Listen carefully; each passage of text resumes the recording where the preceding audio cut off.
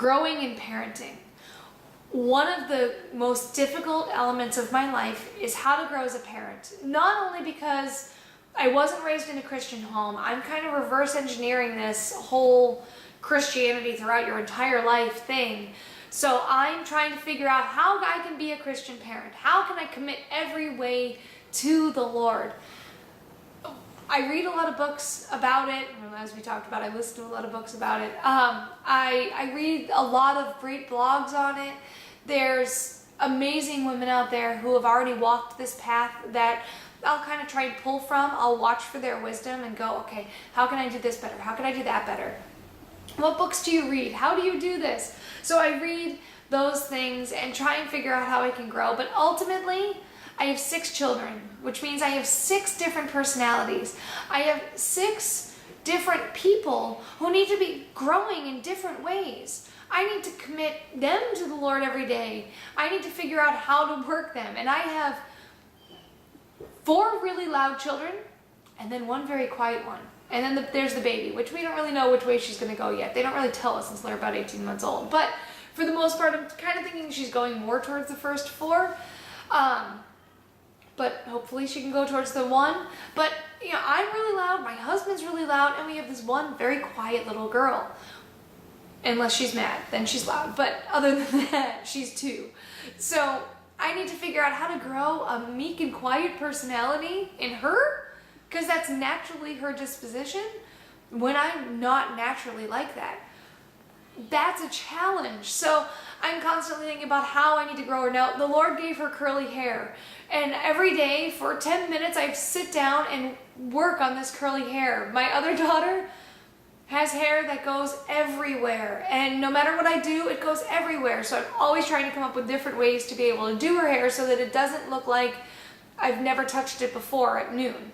And so I'm coming up with different ways. So I know that the Lord has given me these 2 girls to spend significant amounts of time with every day doing their hair. So we spend that time talking and growing and learning. Now my boys are different. I kind of have to chase them around and see where they're going and what they're doing, and how can I grow them, and how can I grow their character. And this year a huge focus is manners, because for some reason it's dramatically lacking. And so manners and respect are 2 huge things on our list for those boys this year, because boys are different, and come to find out, boys seem to be naturally disposed to being, well, having no manners and being gross.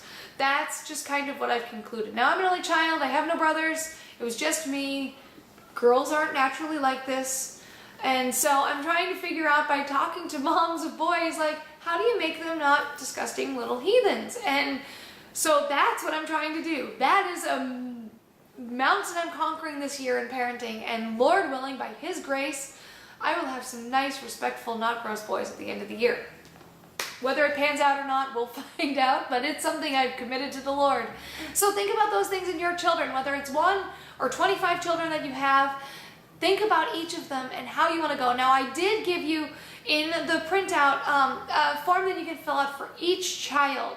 I want you to go through and think about these different things. The things that I put on there were how to grow them, their character issues, what curriculum you can use for them to be able to grow them this year. And if you're not a homeschooling mom, that doesn't mean that you're limited. It means that what can you add to the things that they're already learning at school that you can add at home? Learning doesn't have to stop just because they've come home. What books can they read this year? What activities can they do, and what are the costs? Count the cost for those.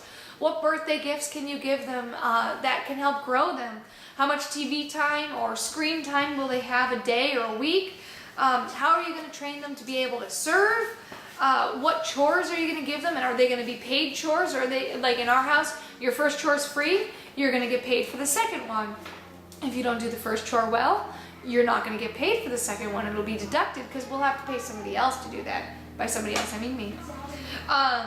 What Bible reading plan, what devotion are you going to go through? Like with my little ones, I just started the Jesus Calling devotional. So that's something that I'm going to do with my little ones this year. So go through that with each of your different children and think about the ways that you want them to grow this year. And that will help show you how to change your parenting, how to change the things that you want to do within yourself. So that's where you're going to want to go and start thinking about your parenting and those goals for this year.